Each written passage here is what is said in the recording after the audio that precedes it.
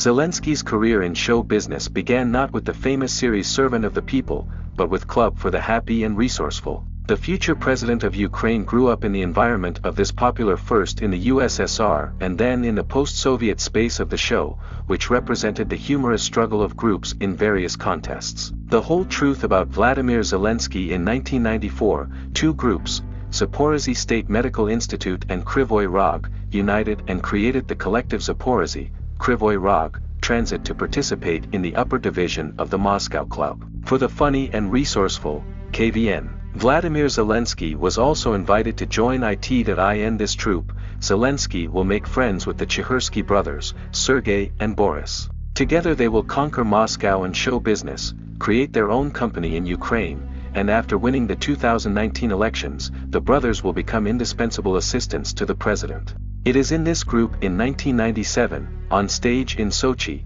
during the festival KVN, Zelensky debuts as an actor, presenting to the audience a humorous sketch. It was in this group that Zelensky will meet the future initiator of the Kvartal 95 studio and the scriptwriter of the Matchmaker and Servant of the People series, Andrei Yakovlev, who, like the Sapphira brothers, will become his business partner. The whole truth about Vladimir Zelensky. It is with this team that the future president of Ukraine for the only time in his life will become a champion in the highest league of KVN.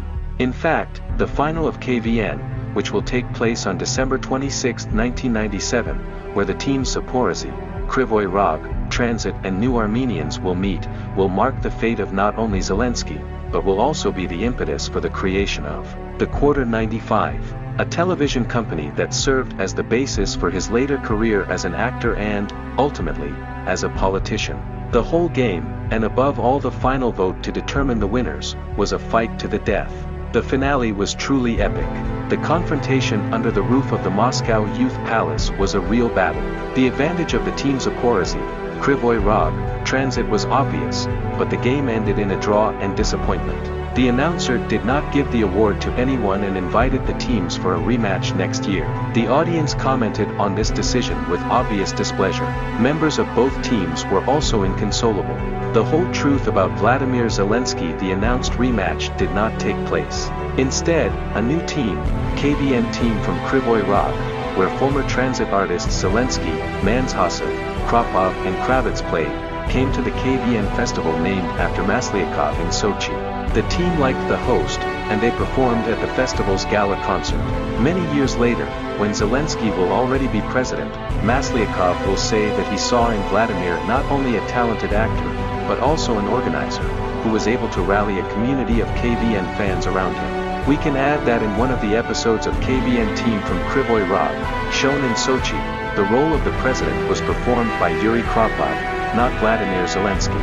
Kropov tried to say something, but no one could understand what it was. What the audience saw on stage, Zelensky then commented as follows: "You have seen the president's New Year's madness."